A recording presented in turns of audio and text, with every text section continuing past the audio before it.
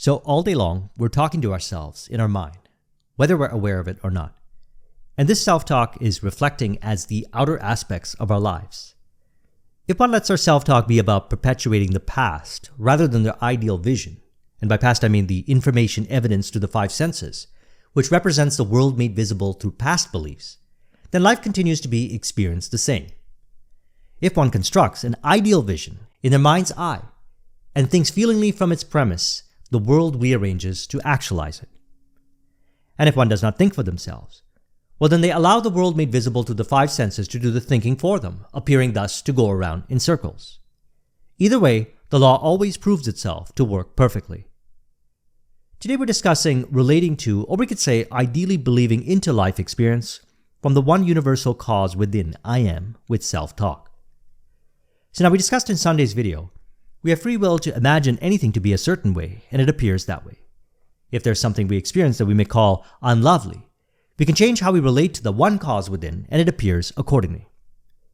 So essentially one surrenders free will to an imaginal act that becomes beliefs which plays out automatically animated from the one cause within, I am. Now here's the pyramid of life model again. Let's overview this in relation to our conversation today, and then we can discuss self-talk language patterns that I trust you'll find to be helpful, inspired from the book Sleight of Mouth, The Magic of Conversational Belief Change by Robert Dilts. So we know that all day long we're carrying on self-talk within our mind, whether we're aware of it or not. We may simply observe without unnecessary judgment the outer expressions of life to understand what is the subconscious self-talk where beliefs are related to the one cause within I am. So now you can easily release any subconscious belief without reactivating the belief, and by that I mean without resistance. You know when you have reactivated a belief with your self-talk or autosuggestions, if you experience resistance through thought, emotion, or both. If you practice what I share in this video, you could release identification to beliefs exactly like many masterful transformational facilitators perform with their clients without reactivating beliefs. If you notice my autosuggestions at the end of my videos, they are structured and communicated a certain way.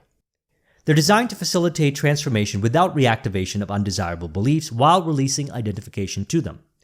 These were not only helpful for me, but many I received messages from who applied them successfully. So now, over the years, I've created my own language patterns for conversational belief change, which I've not named yet. Perhaps in the future I will. To get started, you can apply the 14 language patterns we're discussing today and then create your own, which is what I discuss in my subconscious mind program. So in my pyramid of life model, we see the big I, which represents the heart of reality. Then on top, the I is the sense of self. Then the second I is who you choose through desire to imagine yourself to appear as, or how you imagine the world to appear upon impression on your subconscious mind. Then some way, somehow, through matters of the heart of reality here, the big I, it is actualized into form here as this I's manifestation of life. So this is all one, segmented for articulation. So we can say life itself, life imagined, and life actualized from the belief imagined here. Now there are 14 sleight of mouth patterns which can be applied consciously through self-talk and also be aware of when consuming any information to ensure that you maintain your ideal mental diet. So I'm going to go through each of these and give examples based on my successes and successes of others who I've worked with. I've done this with many sales professionals, entrepreneurs, artists, and executives, and I'm happy to share this with you. So in regards to this model, self-talk is performed in the second part here, which is I imagine or I realize in imagination the way it is. Now, belief is not something that is physical. It is metaphysical in the sense that it from mind manifests as appearances of how you relate with people, environment, circumstance, or information. And beliefs are not absolutely identified with, and by that I mean the I, which is yourself here, is beyond belief. So you never need to be worried about being permanently identified with the belief, as the I is beyond beliefs. You can only relate to the one great infinite cause I am through belief, which plays out accordingly. So thus beliefs are like clothes, and you can change them whenever you'd like. And as a result, your experiences of life change automatically by law. So your sense of self, as in this I, is formless beyond the individual mind. Thus you are the I that effortlessly plays with beliefs animated for you by the heart of reality here. And so now it's crystal clear what a person believes, as anything they communicate reveals their beliefs, whether they believe they hold beliefs or not. And even if they don't communicate it verbally, they are still manifested through body, vibe, and/or life experiences. Beliefs, thus, are automatic meanings of associations between internal or seeming external locus of control-based cause and effect relationships. Remember, as stated in the various scriptures of the world, I am is the only true cause within you, by which you may call upon the power to appear related with your self-talk, which is prayer. So I've had a number of conversations with entrepreneurs and sales professionals who experience identification with fear-based beliefs when it comes to contacting new prospects or prior to sales presentations. They have unnecessary resistance towards selling, and behind this resistance are the beliefs. What we found very effective to release the resistance and thus the beliefs is self-talk done in a certain way. So here's one belief that was uncovered through conversations with them, which we'll use as an example today to apply certain language patterns to facilitate the change. They said to me, if I reach out to them, they might not accept me, which means I'm not worthy. So we see a belief here in relation to the stimulus of reaching out and a response related with a meaning association forming a belief. So stimulus, response, and the meaning assigned between the two reveals very clearly the belief. So you can apply one or a few or more of these 14 language patterns to facilitate ideal change. Let's go through each of them with examples. First, we have intention. Setting an intention or statements of intent are one of the ways of conversational change. These are, in essence, autosuggestion statements. So in relation to our example, one could be, with each attempt to connect with a prospect, I reveal my inherent ability to achieve my goal. Another example is, after each attempt, I discover more ways I actually accept myself. Then number 2, we have redefine, which is another way of reframing, something like, it's not A, it's B, which you may see used in marketing materials. So examples would be, number 1, it is not a matter of if others accept me. It is the matter of opportunities I take to accept myself. Or you can make it about others, which is great for harmonious relationships by saying, it is not just about actually being easy to prospect and sell. It is the realization that results in inspiring others to do the same. Then we have consequence. This is about bringing awareness to the consequences of not allowing yourself to be how you desire to be in an inspiring way. You could say, the commitment to each step followed by the next step results in it being easier to commit ideally in other areas of my life that I value. Or you could say, I like to be grateful at the end of the day for forming wonderful habits during the day rather than not. Now I'm saying habits here. Habits in this context are beliefs which have become subconscious. For example, I automatically wake up in the morning and then go to the gym without resistance because I once used the consequence language pattern and it's now a belief. Number 4, chunking down.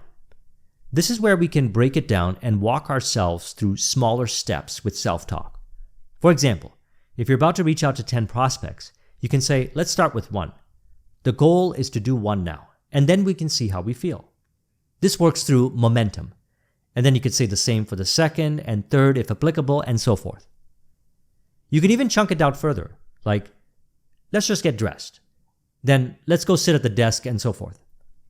Now you can also combine these with the other ones. For example, after you sit down at the desk, you can speak the intention, let's say the one where we said, it's not a matter of if others accept me, it's a matter of opportunities I take to accept myself. We can also do number 5, which is chunking up, which is the opposite. Chunking up is a higher level of generalization.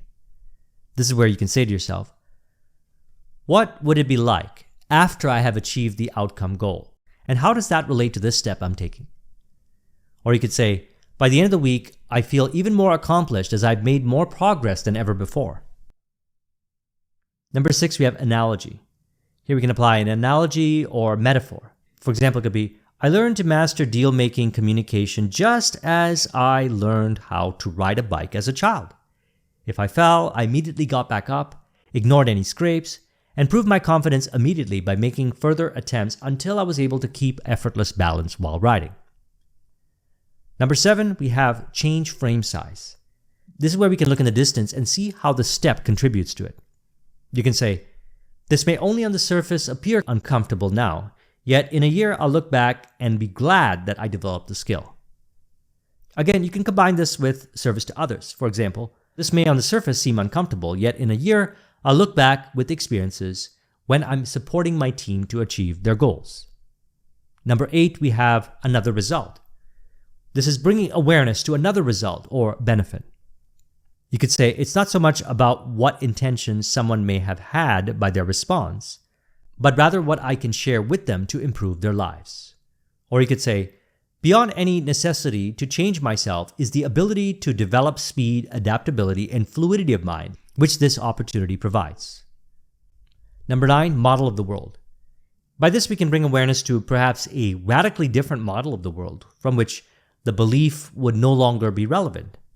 You can say, great artists or entrepreneurs have been known to often transmute resistance into inspiration for their creativity. I wonder what kind of creativity might emerge from this step for me. Then we have reality strategy. Here we can look at it from another paradigm of the world. I like a question-asking approach for this one. You could say, how do I really know that this person does not accept me by their response? Or number 2, how specifically do these responses relate to me being not worthy? Number 11 is counterexample.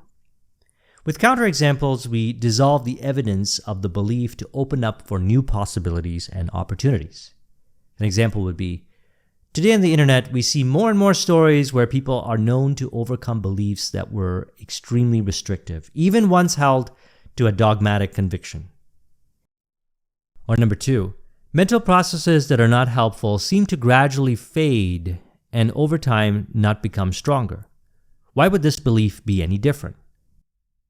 Then we have criteria hierarchy.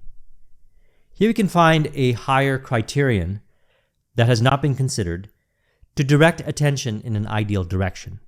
For example, the degree to which a belief is consistent in support of my vision is more important and transformative than how long I've been identified with the other belief. Number 13 is apply to self. So these are often applied in mentoring or consulting arrangements. So in this regard, we're applying it to self with self-talk. What we can do here is apply it in a general sense. Like, for example, if one's assumptions of negative intentions of another person's serves as a justification for relating to them that way, then they actually do that unto themselves by accepting that that is how reality plays out. Then finally, we have metaframe. Here we're chunking up into a larger context. This can be done in a way which opens up possibilities, for example. Perhaps I may have this belief because I once did not appear to have the insight for change, and perhaps even once benefited from it. Is this true?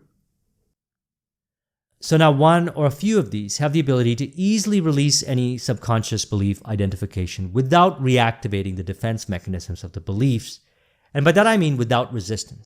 Again, you know when you have reactivated a belief with your self-talk or autosuggestion if you experience resistance-based thought, emotion, or both.